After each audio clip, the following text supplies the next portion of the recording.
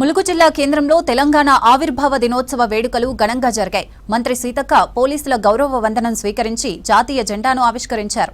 అమరవీరులకు నివాళులర్పించారు. ప్రజా ప్రభుత్వం చేపట్టిన పథకాలను, అభివృద్ధి పనులను వివరించారు. రాష్ట్ర అభివృద్ధి, ప్రజా సంక్షేమం కోసం ప్రభుత్వం కృషి చేస్తుందని తెలిపారు సీతక్క.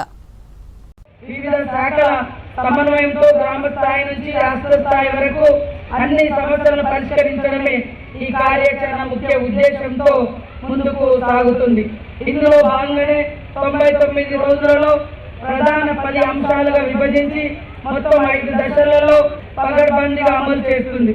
ప్రజలకు పారదర్శక వేగవంతమైన సమర్థవంతమైన పాలన అందించి సంక్షేమ పథకాలను అర్హులైనటువంటి ప్రతి లబ్ధిదారునికి చేరవేసి గ్రామీణ పట్టణ ప్రాంతాల్లో సమగ్ర అభివృద్ధి సాధించడమే ప్రజా ప్రభుత్వ లక్ష్యంగా ఈ కార్యక్రమాన్ని ప్రజల ముందుకు తీసుకురావడం జరిగింది.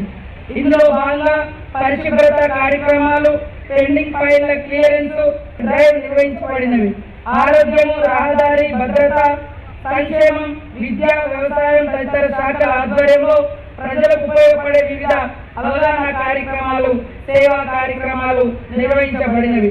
కొత్తగా ఎన్నికైన స్థానిక సంస్థల ప్రజాప్రతినిధులకు ప్రభుత్వ పథకాలు, ప్రజా పాలన, ప్రగతి కార్యక్రమంపై ప్రత్యేక కార్యక్రమాలు నిర్వహించి అన్ని గ్రామాలలో గ్రామ స్థాయి, మండల స్థాయి, నియోజకవర్గ స్థాయి, జిల్లా స్థాయి సమావేశాలు ఏర్పాటు చేసి ప్రజల సమస్యలు, అభివృద్ధి కార్యక్రమాలు, ప్రభుత్వ సంక్షేమ పథకాలపై చర్చించడం జరిగింది.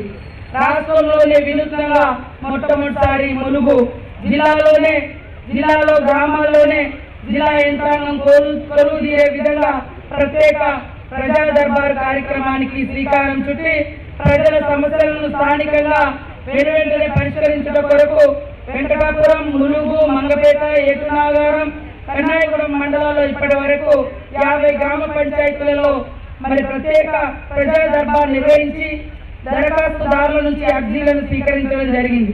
1421 దరఖాస్తులను స్వీకరించి 321 దరఖాస్తులను వెంటనే పరిష్కరించడం జరిగింది. మిగిలిన దరఖాస్తులను పరిష్కరించే దశలో విచారణ జరుగుతుంది.